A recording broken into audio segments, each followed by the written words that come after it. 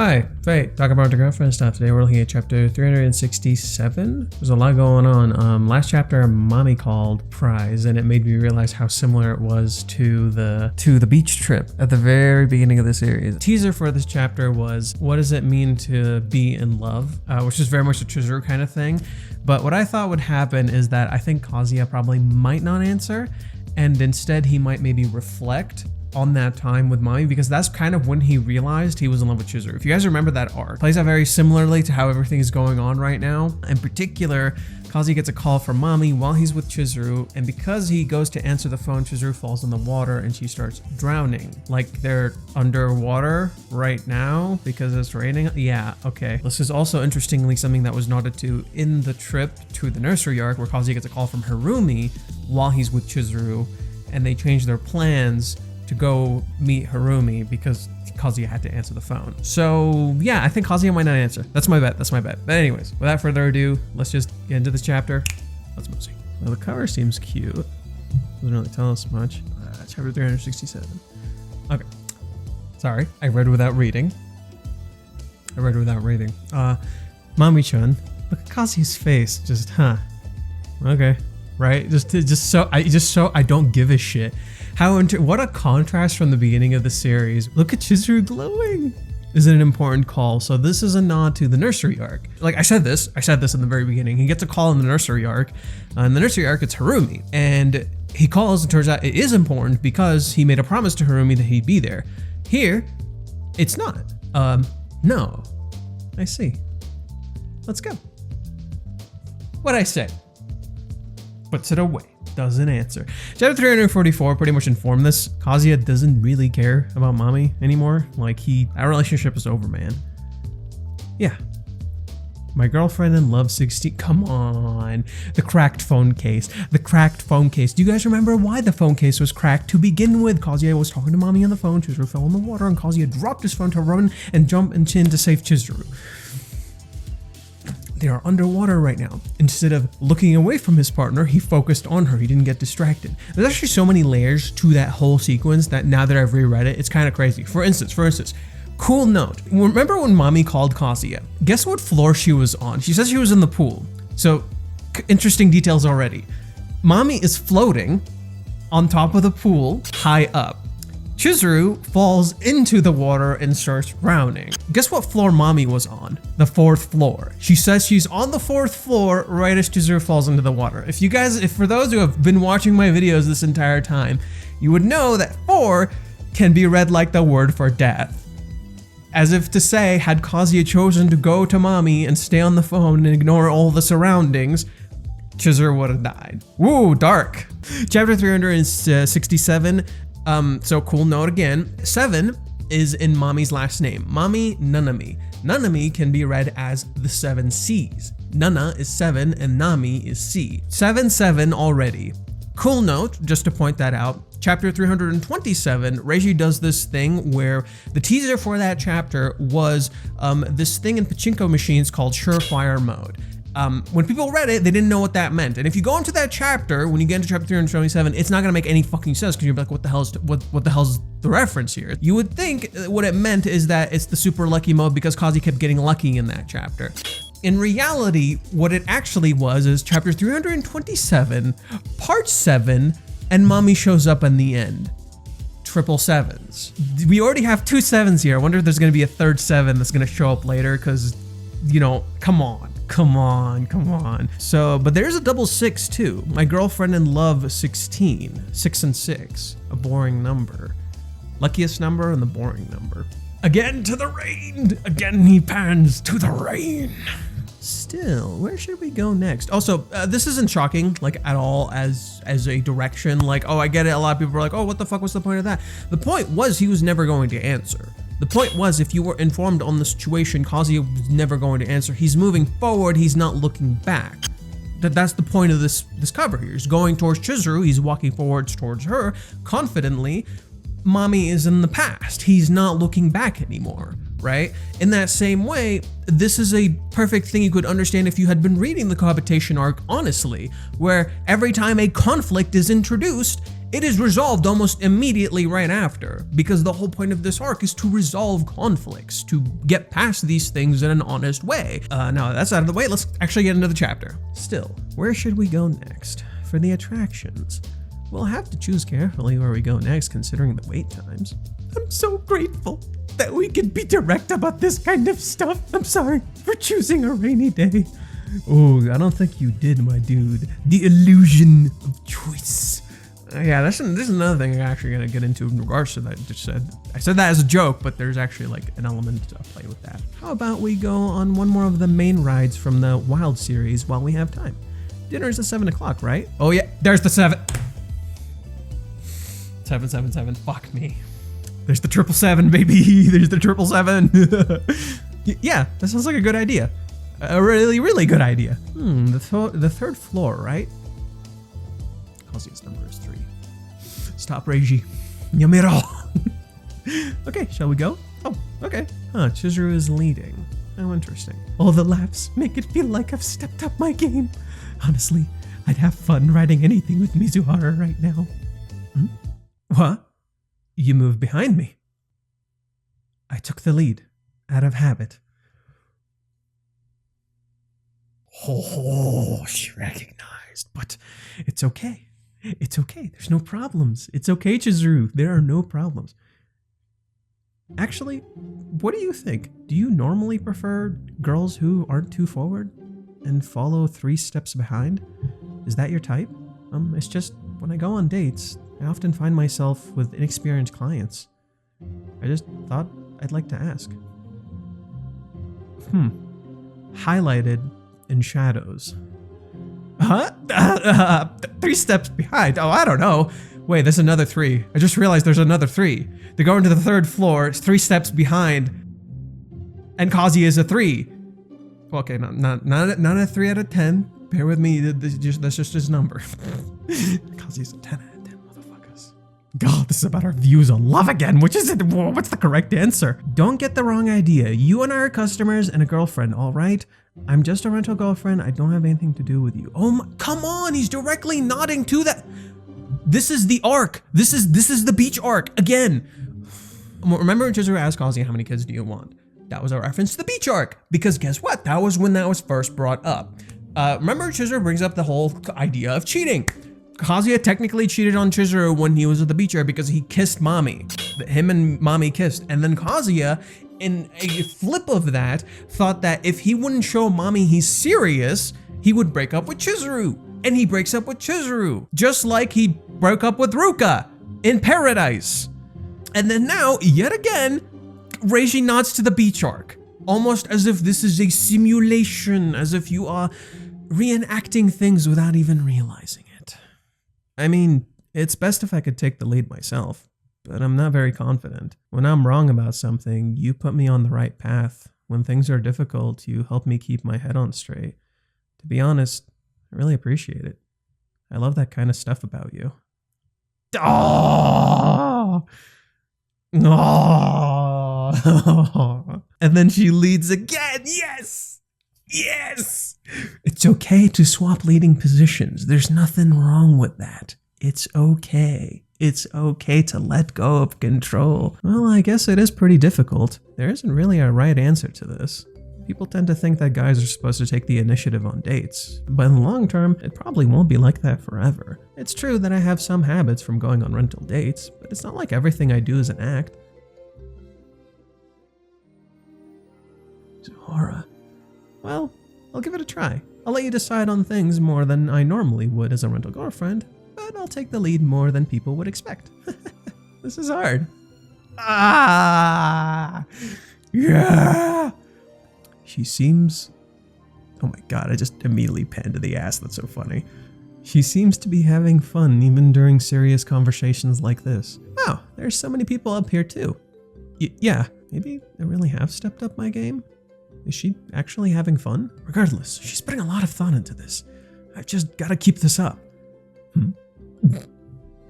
I fell for the escalator trap. Gotta keep my eyes to myself. Whew. It's packed up here. The Wild series. Makes sense. For all the popular attractions, they all have an hour wait. All 3. Waiting time 60 minutes. Which one do you want? Wing, river, or jungle? Mind if I pick? I'm going for the river. I'm not sure. The river is the only one I've never been on. Do you know why I'm acting like this? Ichi no se. Do you know what that name means? Ichi, 1, no, se. It means a single current, like a river. And did you know that it is based on a location that has a river cutting through it called the Ichinose River? 1,000 paper cranes, 1 current. Okay, Reiji, I see what you're doing.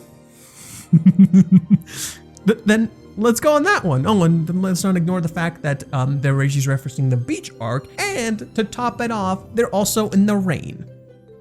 Are you sure? I thought for sure you couldn't live without the jungle. Get it?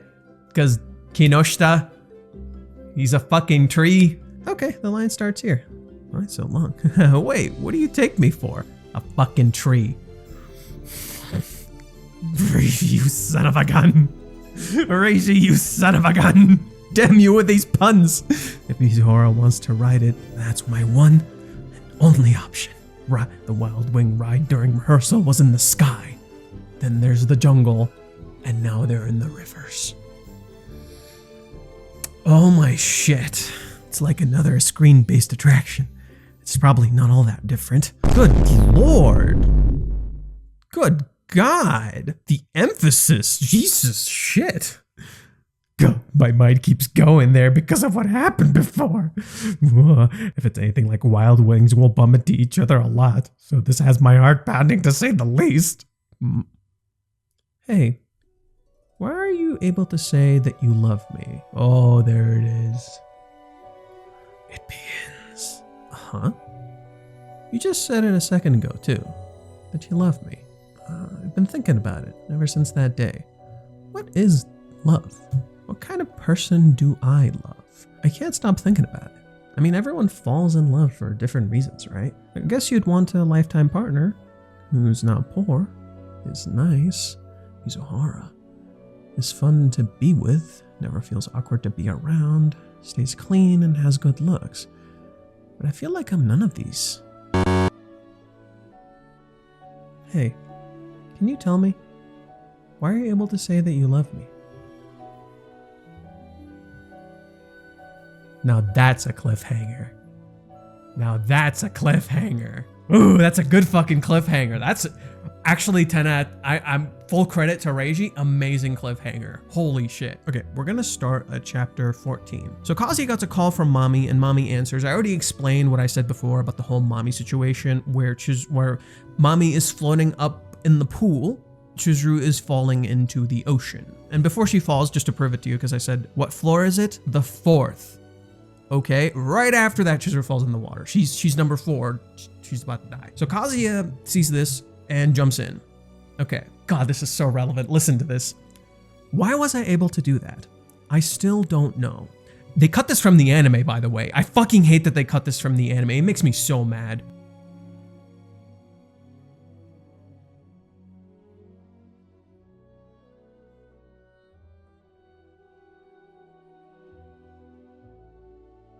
This dialogue is so key to Kazuya's character and what was happening in his mind here. But right about then, I must have noticed, Chizuru Mizuhara is a rental girlfriend, a virtual presence, a facade, someone I'd never be allowed to really fall in love with. But, Mizuhara, he pulls her out of the water. Chapter 15 is the start of volume 3. I see Reiji. This is awful, my body's falling apart, and I put one of my own clients in danger. Hey, come on, you're kidding. Hey, give me a break. Why would you drown trying to save me? That's pathetic even for you. Get up. She does CPR. In the cheer update, remember how in the cheer update, Kazuya, every single thing she just said, he describes that as something that is positive about her. Let's see what Kazuya says here. You know, my ideal girlfriend is pretty, fashionable, kind to me, and when I start acting pathetic, she always calls me out on it. She can get a little scary, but she's a light in my life. And she's got a great smile, and she's cute, and sometimes she cries a little. She's normally super strong, no matter how tough things get. She never acts sad around anyone. She keeps her head forward and tells herself she did all that she could. She always tries her best at everything. Honestly, she's always the one cheering me up. Her being there gives me courage. Even when she has it rough, she takes care not to bother anyone. And whenever she's with me, she's all smiles. But sometimes when things are too much, just for a little bit, she cries. I'm going to take you to one more spot before we come back to the chapter. In chapter 173, Kazuya and Chizuru go and do something, okay? And Chizuru gets a little drunk and she starts laughing because of Kazuya's fish shirt. Does this seem familiar from last chapter? I'm just saying, does it seem familiar? Kazuya imagines them laughing in the future, married couple. Chizuru gets some stuff and then she asks him, "Are you in love with me?" Is this starting to seem familiar? The ideal girlfriend. You brought it up when you lit the fireworks, remember? That was about me, right? I get it. You couldn't stand to see me suffering. So you said something to make me feel better. It was just a feeling that you thought up. But if it's more than that, that changes a lot of things. Plus, Yamori-san told me once that she said that you loved me as a woman, and you two get along, so if you told her that, the last time I asked you, you said you didn't feel that way, but I have my other clients in Ruka-chan to consider, so I thought I'd confirm it one more time. So, do you love me? But I feel like it's none of these. Wait, did I misread her line? But I feel like it's none of these? Oh, I thought she said, but I feel like I'm none of, no, I'm a dumbass. I'm a dumbass. What does matter in love is the question here. What defines love if it's none of these other things, just as she said? So what is it? What defines love? So she's trying to look at it in a very logical sense. Love is a feeling that's complicated, and it's at the same time, I think in reality, it's about finding like a sense of comfort, someone you can truly be around. And not necessarily not feel awkward, but be your true self with. It's love is rooted in the perseverance of identity, I think. That's my opinion. Like, it's the ability to keep who you are and not have to lose that, and to be able to openly be yourself around that person. So in that sense, that's not something they've done with each other. And so to give that kind of answer would actually give the wrong impression. But I think that's what it is, and so they have to learn how to be there around each other. That's what I believe love is, in my opinion, is the perseverance of the self or around that person. At least maybe that's a part of it.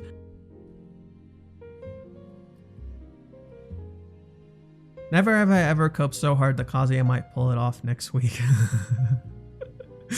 Chizuru, why are you able to say that you love me? I'm so glad you asked. Cuts to 300 plus chapters worth of material. Yeah, it's also about experiences and time, and the time you spend with someone. Now's your chance, Kazuya. Time to talk no jutsu on Chizuru to understand what love is and find her feelings. Yeah, we're already getting there, huh? That's kind of crazy. This actually happens. I can totally hear Centimeter playing in the background during some of these, some sort of montage, right? Yeah, Centimeter is a good song. It's one of the few songs in the anime that I love, but it's not done by the musical director, but it's done by like a separate band, which is like the Peggies, which is why it's so good. With Mommy, I feel like a problem now or a problem later kind of a deal. Yeah, I feel like she's gonna come back. Look at how fucking bored. Yes, I'm glad my boy did also see the look on his face when you got the call, right? He looks so fucking bored. He's like, whatever. When before he would have like popped at the chance. He'd have been so excited. Yeah, he's moving on to his future and giving his love and happiness to Chizuru and forgetting about the past to get back together with Mommy. The answer is right in front of our noses. That's why the relationship between the two main characters is cute and funny. Because they think about each other, yet they can't tell each other, even after 253 chapters. But maybe in the latest arc, they will finally know how to do what Chizuru and Kazuya and readers we have been wanting to see for a long time. Thing about love is, again, when I say perseverance of identity, I mean you can talk to someone and you won't have to hide or get rid of a part of yourself to be around them. Like, especially if that self isn't defined by insecurities, it's defined by you accepting those insecurities. So if you can be around someone, open up about your insecurities, about yourself, your identity still staying there. This is why, so like for those who don't know, there's actually a prevailing theme of identity very much at play here. There's a constant like, look at this. There's already like an element of identity at play in just this image right here, right? You have Kazuya's face surprised and shocked, and then you have Chizuru, you just said a second ago that you love me. Okay, so she's looking at him, doesn't know she's in love, and then Kazuya, his very love is being questioned right now. So your very ideas and beliefs are in question. That's your identity, isn't it? In that same way, they are surrounded by people constantly. Like, look at all these people they're surrounded by, and none of them have faces. None of them have an identity. That's a thing you can do in writing when portraying the theme of identity, is to showcase a crowd of people without faces. Two games that come to mind when I think of this are Metal Gear Solid 2: Sons of Liberty and Persona 5, where both of them discuss these themes. Like Metal Gear Solid 2 in particular really talks about like this idea of like acting out a simulation, acting out like a rehearsal of sorts, where you think you're ready for the real world when in reality the real world is very different from a rehearsal, from a simulation, and you have to find your identity underneath all of that. Didn't Kazuya literally do this, where he acted out a rehearsal, a long-running rehearsal that he thought he could base himself around, base his identity around, and how he can best portray himself in this state, his identity, his sense of self. And then he gets to the date, and it's very different from that. In Persona 5, you'll see characters with faces here and there. You know, the main characters, sometimes some characters when you're in like school or when you go in certain places. But when you're walking around in public, when you're walking around in the public areas, people don't have faces. And yeah, sure, maybe one part of it is just like it's easier on the system when they're loading it, but at the same time, it also plays directly into the theme of individuality, because a whole theme in Persona 5 is the collective unconscious and the collective consciousness, which is like the zeitgeist in general, and like how people's perceptions are easily warped and manipulated, and you lose your sense of identity and being lost in disinformation and misinformation.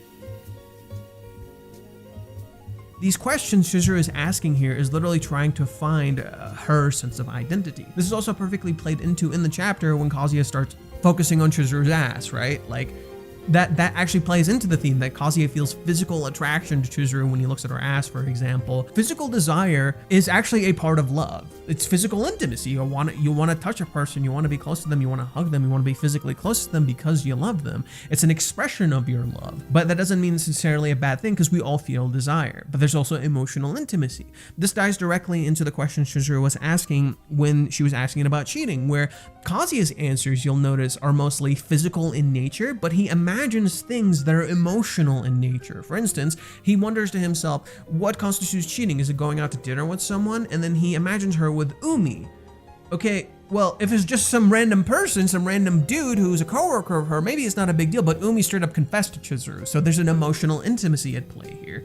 In that same way, when Chizuru starts talking about emotional intimacy and how like she believes it's not the action, it's the feeling, Kazuya imagines something akin to chapter 218, which is physical in nature, but it's also emotional. So it's like the idea there at the time was realizing that cheating is a mixture of emotional and physical intimacy that both coexist at the same time, and that's what constitutes cheating. The constant fixation on Chizuru's ass is also another part of this. Like, it's like the black part is around her booty. That's the whole point, is because black lace is usually something you correlate with sex. So fixing that around the butt area is intentional to attract the eyes in that sense, like by Chizuru necessarily, but by Reiji to play into the themes he's talking about, where the upper half has white lace while the bottom half has black lace, or not necessarily black lace, just a black color, to play into the theme of sex. And that resulted in another unsuccessful confession. Kazuya should have just waited patiently for Chizuru to prepare to accept Kazuya's feelings. No, because Kazuya had no way of knowing this at the time. He's referring to chapter 180, where Chizuru wasn't both of them didn't communicate properly, okay? Chizuru kind of understood what Kazuya was doing, but she wouldn't tell him, just give me a second. Like, I need to just prepare mentally or something like that. She just kept walking around. So no, you're kind of missing some key details here. Sometimes it's worth giving a girl the time and space, otherwise the opposite will happen. Well, and you also completely missed the fact that, like, there was also the whole mommy situation and the Ruka situation, where Kazuya was fully prepared to be with Chizuru, but then there was these external conflicts that wouldn't let them, and they needed to communicate about the external conflicts, but if they communicated about them, they would communicate their feelings. And they couldn't communicate their feelings because they were trying to confess. Kazuya was and was not doing something wrong, just as Chizuru was and was not doing something wrong either. Both were happening at the same time. Learning from this mistake, Kazuya still strives to wait patiently for Chizuru's answer, and Kazuya's patience and suffering may finally pay off this time. Let's go, boys and girls. I mean, yeah, Kazuya has been very patient in this time. A really surprising chapter in Okaze way. Kazuya directed Mommy, and both talking about their preferences and feelings is always great. And 100% My Girlfriend Love 16 is a direct parallel to chapter 16. Kazuya rejecting Mommy, and the broken phone in the title of this chapter kind of confirms it. Great touch by Rishi. Was it chapter? Oh, in that sense, you are correct. Chapter 16 is when Kazuya finds out he's in love with Chizuru, because he beats his mate, and he thinks of, oh my god, they were right. They were right. Shudder. What's this chill? Yeah, I actually called this as well because of the parallels here. I knew that this would be a direct nod to that. Chapter 15 is when Kazuya breaks the phone. Reiji directly nods to that. Chapter 16 is when Kazuya finds out he's in love with Chizuru, and Chizuru here asks Kazuya directly, how do you know you're in love with me? I beat my meat, girl. That actually, oh my god. That's why we have the constant fixation on the booty. That's so funny. Because he's telling us to go back to the chapter because he beat his feet there. That's so funny. I'm surprised how smooth Kazuya's answer is to taking the lead question was. I can't wait to see how he defines love. Yeah, his answer was pretty smooth, huh? His answer was rooted in trust. To maintain your identity with someone, you have to maintain a sense of trust with someone. You feel like you can trust them. They'll always be there for you. They'll always be there to back you up. So trust is another factor in love, to the perseverance of identity. What is love? Baby, don't hurt me.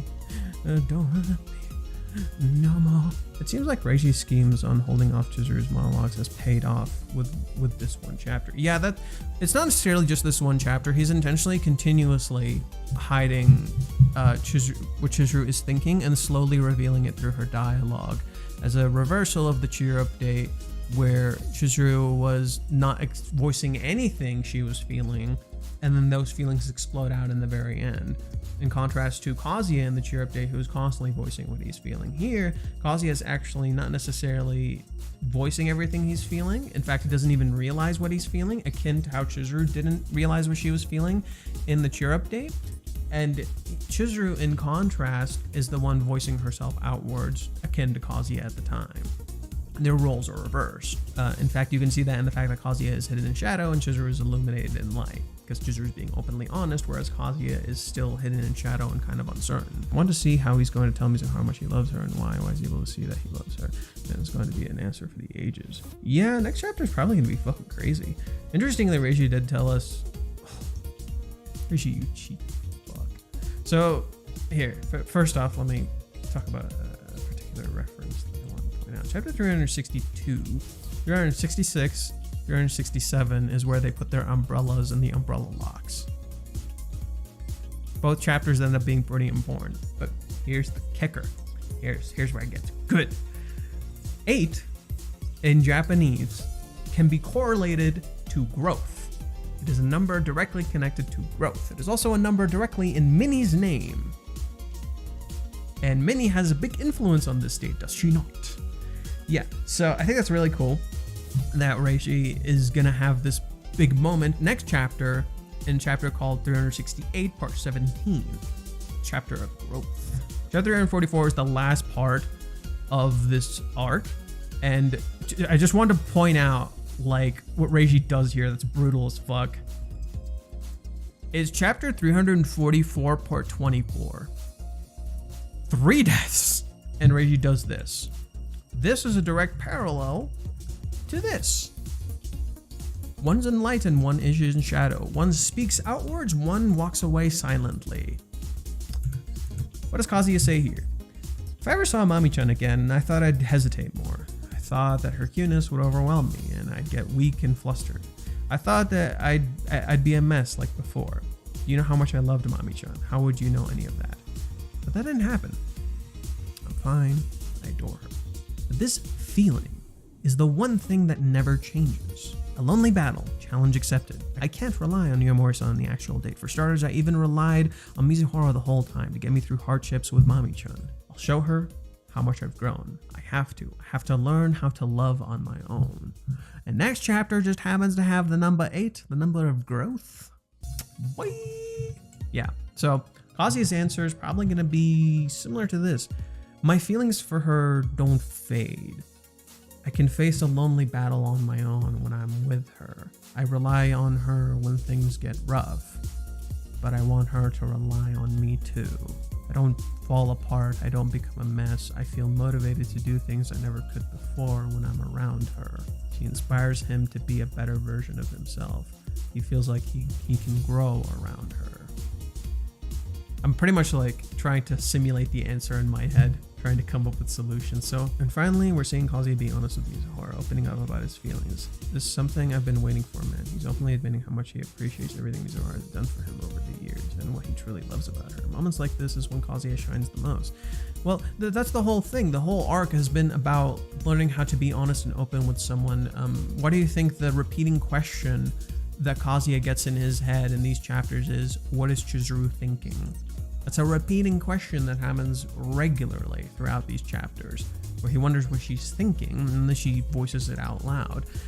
It's Kazuya being comfortable asking these questions, being comfortable to say these things out loud without it being a problem.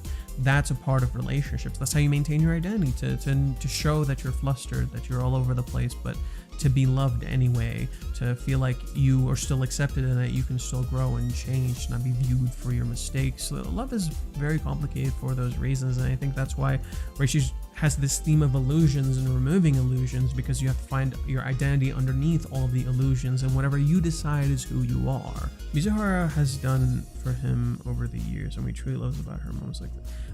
So that's the question though. Does Kazuya love her for everything she's done for him? If she hadn't done these things, would he not love her? What defines and constitutes love? It's, again, that's what I mean. It's not just about what you do, it's what you allow the person around you to do. It's how you let them express yourself, express themselves, be themselves. That's definitely at play here, like that idea of like how you define and constitute love. Chizuru looks so much like a child next to Kazuya here. That's the point, actually. She's supposed to look childish. She's like a little, look at the fucking panel. She's a kid looking up at him. She's like a child looking up at him. That's the point. It's by design. It's Chizuru being okay being a child around Kazuya so that he can open up to her. She's like an adult turning to him. She's like a little kid asking her dad, hey, what does it mean to be in love? And it's because like a whole theme of this has been embracing everything that we are, the child, the adult, and the parent, every aspect of who we are. So Chizuru being a child here is by design. A child who wants to understand at the same time receive affection and praise. It's really adorable, and at the same time it's sad. And that's actually the point. Honestly, I agree. It's most likely her idea of what love should look like has always been superficial. She understands love from the superficial aspect because she works at rental as a job, which is by nature making someone fall in love with you on the superficial elements. So to her, she's like, okay, that's everything I understand because that's everything I've done, but she values emotion over everything else. That's why her answer is emotional and not physical when discussing cheating. So to understand Chizuru is to understand that like she does value emotion and just not superficial, but she's trying to understand what about emotion is that she's trying to value, what constitutes this emotion to allow it to exist the way I want it to. Yet when Kazuya simply tells her he loves her and appreciates her, she struggles to understand it. And now looking at the image, it feels more like curiosity because what she thought love was isn't how he perceives it. And she's beginning to realize that. Oh, actually you've got a point.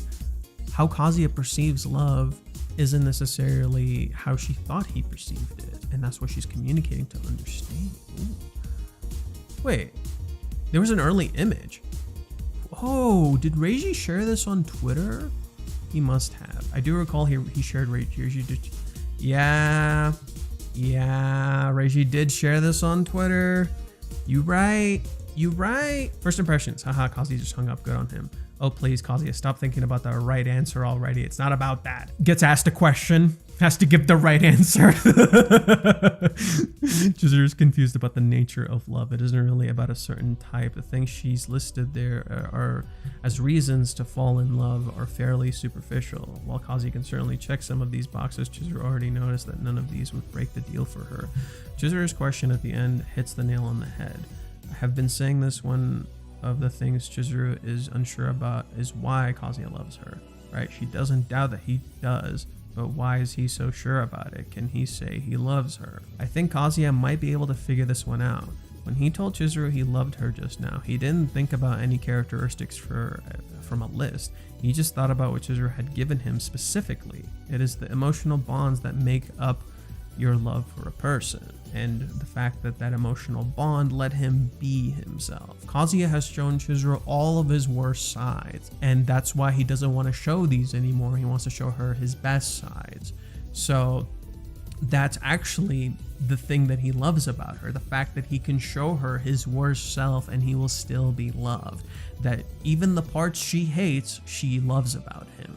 That even the fears that hold him back, she loves about him. The fact that he can be happy with her, but even if they can only be friends, he would still be happy for her. He would still want her to have happiness. So that's something she probably feels for him too. The fact that even when they fight and something goes wrong, they'll apologize and clear things up right after. That they want to smile and be happy rather than fight and argue over things. That she'll help him whenever he's in trouble. Even when things go wrong, even when everything is a mess, she'll always do that. It feels like Chizuru will always be there for Kazuya, just as Kazuya will always be there for Chizuru. It's kind of these elements. It's the fact that they essentially want the other person to be happiness. They want to be a person who can create happiness. It's in her name. The Sanbazuru is a special ornament because it is specifically about the wishes and dreams of people and bringing happiness to others. There you go. It's about the fact that they create happiness, that she creates happiness for him, that he feels happy with her. The teaser for next time is the true nature of love. Wow. We're getting intimate here. Going with the theme of Kazuya and Chizuru being on the same page, I think Kazuya's answer will be something she herself was thinking about and feeling for Kazuya as well. Yeah, and I think Kazuya's answer will help her realize what she's been feeling the whole time. I knew I couldn't really help Mizuhara. She's truly amazing. Even now, she keeps her cool. She tries to not trouble others, and even played the perfect girlfriend today. I get it, I do. I can't really ask anything of her, and we're not in a true relationship. But you know, Mizuhara, I can't help it. When I see you smiling like that, pushing through, even after something awful, trying so hard to stay tough even when you're all alone in the world. When I see you giving it your all to keep your head up, call me way too pushy, call me a nuisance, tell me that I don't know my place, think of me as a total ass. That's all fine by me. I only wanted to be there for you. I just can't help but think about how much I want to support you. Why did I say what I say? So that's another factor too, how much he wants to support her, how much he wants her to be happy, her dream, her goals. There's so many layers to this. Wow. Next chapter is going to be absolutely peak, dude. Wanting to always be one side definitely seems like something Kazuya would say. He already said that, didn't he? Yeah, but it's going to be a resurgence of that. So what they're referring to, let's pull it up. Kazuya already said these exact words. So what I'm saying is, I want to stay by your side, just be with you always. This is from... what chapter is this? Chapter 61. From part 16. Where's your reference part? Chapter 16. And this is chapter 61. Mommy showed up here. Mommy showed up here. 2 fucking chapters ago, mommy fucking showed up, bro. Okay. Looking at Mizuhara, I can't help but be impressed. Accepting her true self, supporting her. It's nothing as grand as that. I want your dreams to come true, I really do, and I hope that the day comes when I'll be able to see it for myself. Accepting her true self is the thing, supporting her is the thing Grandma Nagomi or Grandma Sayuri told Kazuya. God, so much of these chapters are informed by the past. You have to go to the past to understand the present. And that's part of the themes too. That's actually part of these themes. Also, just saying what you wanted to, just wanted to really describe how you feel. Chizuru also wants to be Kazuya's side, but it seems really selfish of her. He supports her and he helps her fight her loneliness. So having him by her side is actually objectively beneficial to her. It's not enough for Chizuru to say she loves him. But Kazuya is very sure of his feelings. What made him so sure that he feels love?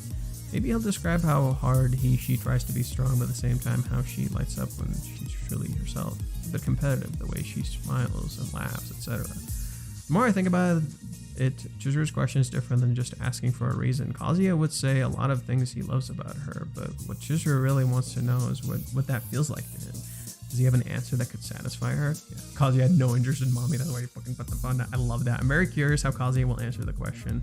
For his confession of Hawaiians, he basically went through such a list of things he loved about Chizuru, but that isn't why he loves her. Why does he love Chizuru and not anyone else who has these same characteristics? Anyone who checks the boxes on the list, but you don't automatically love every person who checks these boxes. He needs to realize this isn't about the boxes checked, but by the bonds you share. Maybe he'll say it's because he's the happiest with her, something Chizuru has always been wondering about. Chizuru's whole thing, I do think it's very much has to be with that element of happiness, right? It's like the happiness you bring into the world, which does connect directly to Chizuru's. Oh, Kazuya is saying it's about happiness might actually be perfect for a very simple reason. It's Chizuru's first name, not her last name. A big thing has been lineage defining them this entire time. What has been the whole thing? Kazuya's, oh my god, let's read through the chapter. I'm gonna read through the chapter again just for you guys so you understand what the fuck I'm feeling. Oh my god, the answer's right there. It's right in front of us. We're not gonna read through the whole thing, but he looks at her, he walks forward. He has no doubts when he sees her. So it's the fact that her smile can make him move forward. When she smiles, when she leads, she makes him happy. So there's a constant focus on feelings here, feelings that someone evokes from someone else. So Chizuru often makes him happy. So I think happiness will be part of the answer as a direct nod to Chizuru's name, so as it's not about Ichinose, it's not about the lineage, the rain, if you will, because that's what the rain represents, the lineage. It's about her. It's about the happiness she brings. So it was the true nature of love about the happiness you bring into other people's lives. She looks so cute. I love her smile. Exactly. Great chapter. Chizuru questioning how Kazuya loves her is enormously important. He went through a ton of things for her and because of her. So the question is a chance of reflection for both. Yeah, reflection is kind of a big thing here. List of qualities a partner needs to have. Chizuru made was an amazing way of showing what's going on in her mind without telling it. She clearly doesn't care about people's looks except her own. She's trying to accept her own. Well, I guess so, yeah, she is kind of worried, like what Kazuya thinks. She's trying to rationalize in a pure Chizuru fashion something out of her control. It's very, very interesting angle to go. It's not No. I think that's a bit of a misinterpretation. She's not trying to rationalize anything, she's trying to understand something. She can't literally put like words on her feelings. Sometimes you just need someone to verbalize it for you. It's why therapists fucking exist, dude. It's why we go to therapists, because they can understand what we're feeling and verbalize it for us and give it contextual meaning. That's kind of what Chizuru's looking for here. Not necessarily a therapist, but just someone, in particular Kazuya in this case, to verbalize what he is feeling for her outside of these characteristics, to try and understand what she is feeling for him, because she can't fully describe it herself. Other details in the chapter stood out too. Chizuru talking about her rental experience getting in the way and Kazuya wanting to be a guy who takes the lead speak a ton on them having a wrong expectations from each other. It's great that they quickly talked it out, just show how far they have gone, right? Can't wait for the next chapter. Just hope that whatever drama the drama queen mommy is bringing will be after Chizuru and Kazuya get together. It'll be far more interesting. I think it's going to be after the date. I'm gonna be real, it's going to be after the date. It's not going to be during the date. Sometimes I would like to understand why people hate Kanokari. It is a gem of romance and portrays a very realistic way for a manga. People hate this series for a lot of various reasons. Some of it is bias, some of it is misinformation, a lot of it is disinformation. For those who don't know, disinformation is when information is intentionally wrong. It's intentionally designed to mislead you. And this is something that happens quite a lot, where what'll happen online, especially these days in the online spaces, is that people exist in their own bubbles that they're very comfortable with, and they spread disinformation comfortably. And they're okay spreading disinformation knowing full well they're not researching anything. You know, it's pretty funny that I bring up disinformation, considering the chapter 363 video that I made. If you guys watch that video, there's a portion in it where I talk about a post made by the account Manga Moguru, which I'm not a fan of, and I explained that video for various reasons why I don't like them. And they said that there would be a happy announcement on March 5th for the series by Reiji Miyajime. Yeah, that was bullshit. That was bullshit. Nothing happened. There's literally nothing announced. I'm pretty sure they conflated some information with the Kanojo mo Kanojo author, Hiroyuki, because they probably just read the words Kanojo and assumed Kanojo Okarishimasu and just made that shit up because Reiji and Hiroyuki are close friends, and Hiroyuki had a new manga coming out. They got a new manga announced that's coming out in May or something like that. But there was absolutely no announcement for Rent-A-Girlfriend on March 5th. That's a nice argument, Senator. Why don't you back it up with a source? My source is that I made it the fuck up. But on a happier note, here's a real announcement. The Shiyunji Family, the second series Reiji is working on, that is also getting an anime, is going to start airing on April 8th, on Minnie's birthday.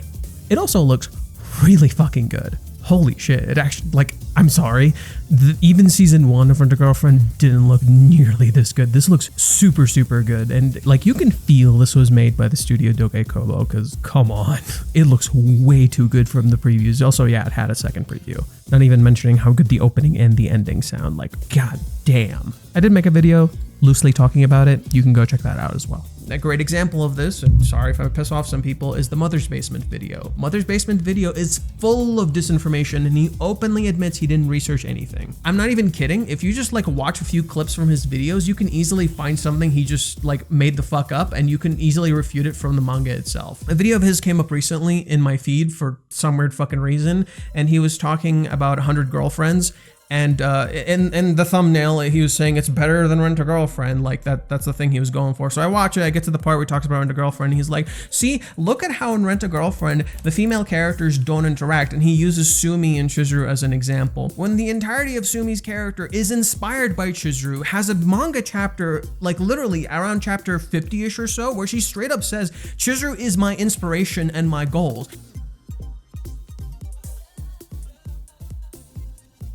And Sumi actively like interacts with Chizuru and they're close friends because they work the same exact job. But what does he say in the video? They only met once in the Sumi spinoff, which is bullshit. Like even that is bullshit. They met multiple times in the Sumi spinoff, and then he says that all they did was say they were cute to each other. When no, the chapter he's referencing where Chizuru calls Sumi cute and Sumi calls Chizuru cute is the chapter where it was Sumi's fucking birthday. That's why Chizuru called her cute, because she gave her a ribbon and she told her you always wear ribbons, and I think that's really cute. That's why I gave you the ribbon.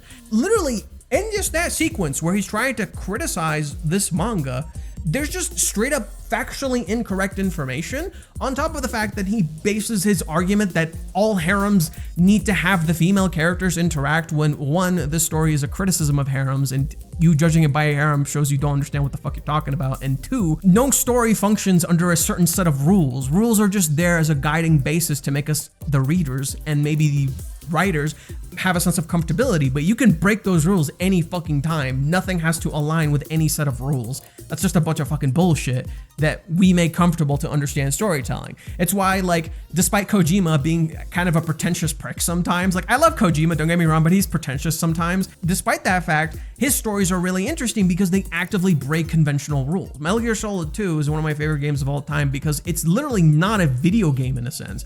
It's more of a social commentary disguised as a game. And a lot of people hated it for that reason when it initially came out, when it's actually kind of a brilliant fucking story. It's something that kind of predicted the modern age as we know it in a lot of ways. So sorry for the little rant, but like that's a huge factor in this series, and one of the reasons people hate it is there's just a shit ton of misinformation and disinformation that people just actively believe. And the bias I was discussing earlier is people don't really try to engage with the story emotionally because of how it portrays certain things. There's of course also the portrayal of the anime. If you go from the anime into the manga, some people will just have that biased outlook.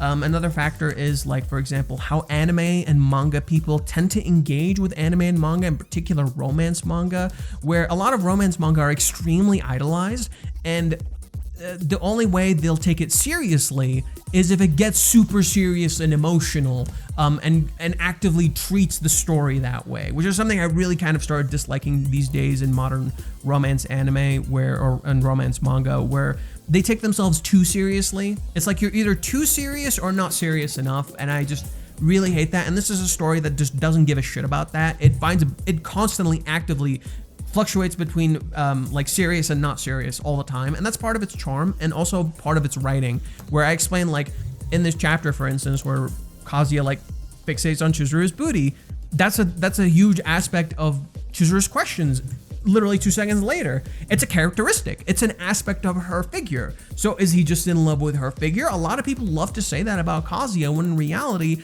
it's a reflection of his desire to be with her physically because he loves her. Because of the emotional desire, he wants to be with her physically.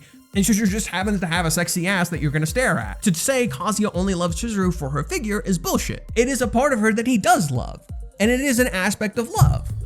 So Reiji showing that in that chapter reflects Kazuya's character, that yeah, he feels physical attraction to Chizuru, and there's nothing wrong with that. And again, this is something that I can keep talking about for a while, honestly, like why people hate this series. It's a long discussion that definitely deserves a video that I've put off for a very long time, but I've started to feel a little more confident in my writing these days, so I might hopefully be able to write it soon and actually make a proper video discussing it. So cute, no? One of the ways I get some of these good quality stuff is sometimes K-Manga posts the cover page, and it's useful, so I get it. Yeah, so go support this user. They make some interesting stuff that I like to read. It's very useful from reading it from a Japanese perspective. Yeah, and you know what's interesting is like Chizuru is a river and Kazuya is the trees. Kazuya, the Kinoshita name being a tree, shields her from the rain. Kazuya's name means peace and harmony, whereas Chizuru's name means 1,000 paper cranes, which bring happiness. So you see how their names kind of collide. Rivers actually also mitigate like the land. So and trees help the rivers with the rain. So they balance each other out. That's so cool. And Reiji was straight up nodding to that with their names in this chapter. I just thought of that. Yeah, Reiji's just straight up nodding to that in this joke right here. Where is it? Are you sure? I thought you sure you couldn't live without the jungle. Kazuya needs the jungle because he's a fucking tree, bro. Hey, what do you take me for? A fucking monkey? He's a monkey, bro. I think it's not easy for Kazuya to ignore the call, even though Chizuru urged him to do so. Really? Felt pretty easy to him. But I have a feeling it's going to come back to haunt him later. I wonder if he'll ask me why I hung up on him when he met in the university or something like that. But the question seems a little bit more advanced than the previous ones. The previous two questions were more like a decision between the two of them, or a meeting of minds for the future. This time it's more like a confirmation of how we're going to be together, what kind of distance or bounds we're going to have, based on the assumption that we're going to be together in the future. I get the impression that this was a question that went one step further, like a confirmation of how the two of them will move forward together in the future. I also got the impression that Chizuru was more hesitant than ever, as if she was reviewing the relationship to date and organizing it for the future. As you can imagine, there's no right answer to this, Kazuya, but it's great that you could honestly say how you feel about it. The third floor is also a good place to be. It seems to be more crowded because of all the people's attractions. It's amazing that we've been 7 times and ridden a single ride. Oh my god, Chizuru's been here 7 times. How many fucking 7s, dude? How many fucking 7s we gonna have in this arc? I got a pretty big question. After all, that's the survey's all about. We've come this far because we don't know that. Everyone has their own reasons for liking someone, and everyone has their own favorite parts and their own degree of liking. There are some reasons why you should like someone or why it's statistically more common, but like the previous question, there's no answer. I thought that the previous 2 questions were more like marriage questions than questions about whether or not you like someone. But the way Chizuru is struggling with these questions, it seems that she can't even draw that line, or maybe she's just all mixed up, because she has tied up dating and marriage in her mind, the thing that tend to be confirmed in each are all lumped together. So I don't think she can sort of out which question is for question. But no, like think about it from Chizuru's perspective. She probably doesn't want this to just end. I think there's a misunderstanding here. She doesn't want to just date. She wants a partner for life, right? And she's looking at this from the future. Where are we from 10 years from now, 5 years from now, 15 years from now? Like, she doesn't want to break up, right? She doesn't want to just get into a relationship only for it to fall apart. She doesn't want that. She wants something that will last. So she can think, yeah, if we dated right now, I might be happy, but I want to define what my love is so that way it won't fall apart. It's basically rooted in the trauma of what happened in Paradise.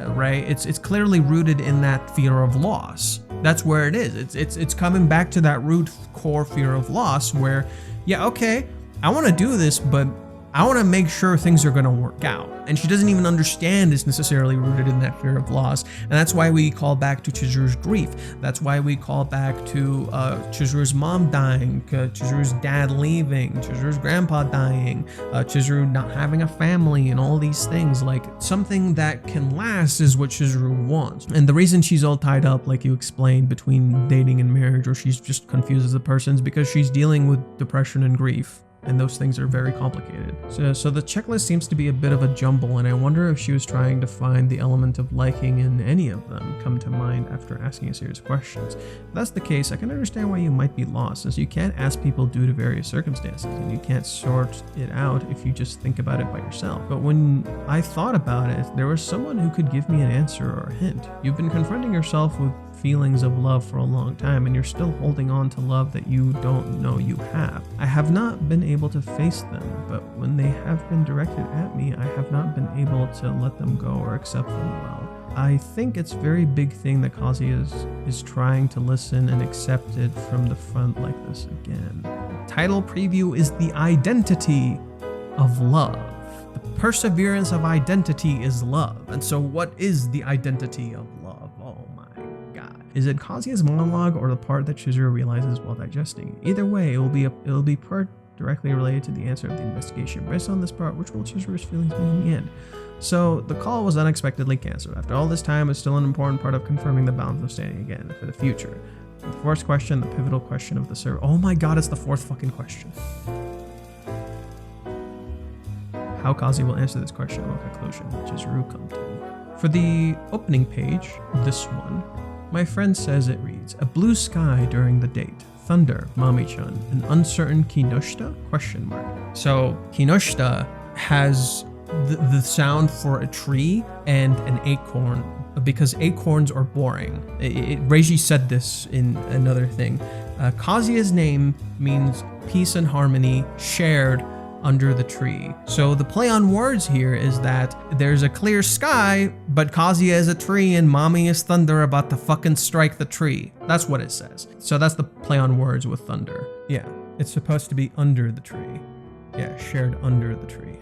Interestingly, Minnie has the kanji for forest in her name, and it's literally just tree 3 times. The water from the Ichinose name is raining onto Chizuru, the 1,000 paper cranes, and Kazuya, being peace and harmony, takes Chizuru to a place of joy, shielded from the rain, and he is literally creating like a safe space for them, but they're also kind of cornered in a sense. So it's very clever how Reiji's actually using the wordplay of their names to incorporate that into where they are currently in the story, which is why you have, you know, under the tree, protected from the rain, tree shields, they're safe havens, they're places for animals and stuff. Paper cranes, crane hides under a tree for shield from the rain. Okay, you get it. All right, and the last page here, the text right here reads, the unresolved problem of the school of love, the reason behind your love. I want to know because I'm serious. All right, so I believe that's everything I had to say for now. Please subscribe, like button, and the bell icon, keep up with the uploads. If you're interested, you can also support me on Patreon. I currently have 2 videos up right now. One is a update video where I kind of just show some of the stuff I have and bought and talk about. I also share some information you probably can't get anywhere else because like it's like exclusive stuff that they sold for the manga in Japan that you're never gonna get in the US. I'm telling you right now, it's just not gonna happen. Fuck us, I guess. So I shared some of that here. And then there is also my first video watching through the first episode of the anime where I do a lot of comparisons and things along the like. So that if that sounds interesting to you, consider checking out my Patreon. You get access to everything for a single $1. Very cheap, very accessible. Thank you guys for watching. I've been Fate. Hope you guys enjoyed this video. And remember, let's mosey.